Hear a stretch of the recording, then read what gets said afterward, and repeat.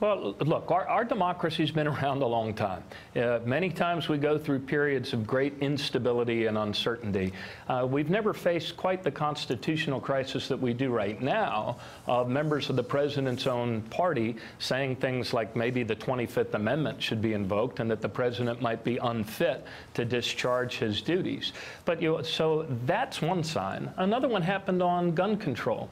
Look, the Republican members of the Senate actually saying they would be open to banning these bump stocks that turn these weapons into, in essence, machine guns and combat assault rifles. So I do think that perhaps what we're seeing is the beginnings of the Republican Party starting to find its true self again and return to the principles of Lincoln.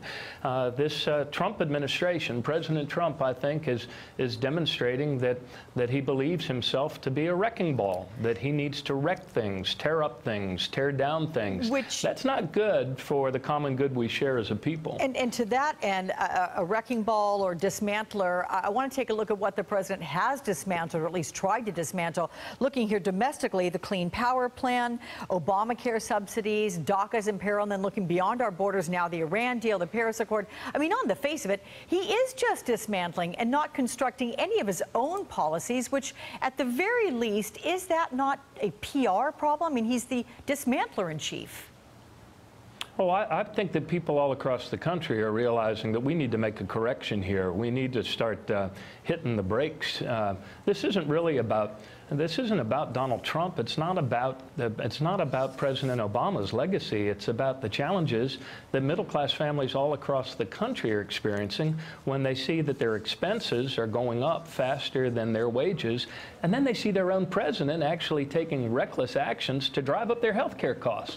This is not making sense around the most important place in America, and that is a family's kitchen table. And that's why I think you're seeing, Alex, in special election after special election, that the state legislative races, the Democratic candidates are outperforming Republican candidates and doing 10 to 15 points better than anybody would predict on the eve of those elections. So people aren't stupid. They see this reckless behavior in the White House, this talk of a president unfit for office, the wrecking ball is actually hurting their pocketbook and their family's future. Where do you come down on the multiple statements about the president being unfit for office? Oh, I've believed for a long time that he's unfit for office. I mean, this is a man who has had no experience in office. He is a person who cares not one whit about policy and who has no care about how government actually works and how these laws or policies or healthcare plans actually impact people. This guy is entirely about PR, and he also demonstrates a malignant form of narcissism and paranoia that should have all of us very concerned when we realize that he has his finger on a nuclear button. May I ask you quickly, though, the Vanity Fair article titled, "I Hate Everyone in the White House, Trump Seethes as Advisors Fear the President is Unraveling." Look, you were the chief executive of a state. Can you at least understand some of the frustrations the president might be having? I can certainly understand the loneliness of high office, and I can certainly understand the frustration in getting things done. But that's why we elect people to be chief executives.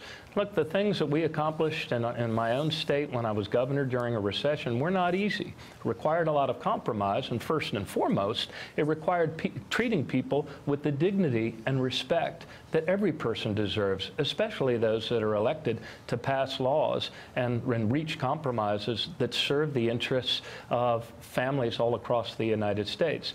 The president doesn't really, this president has demonstrated that he neither has the capacity to do that and to treat people decently and with dignity, nor does he have the interest in doing that unless they want to come out and play golf with him and, you know, scamper around like a lapdog and wear his red hat. Hey there, I'm Chris Hayes from MSNBC. Thanks for watching MSNBC on YouTube. If you want to keep up to date with the videos we're putting out, you can click subscribe just below me or click over on this list to see lots of other great videos.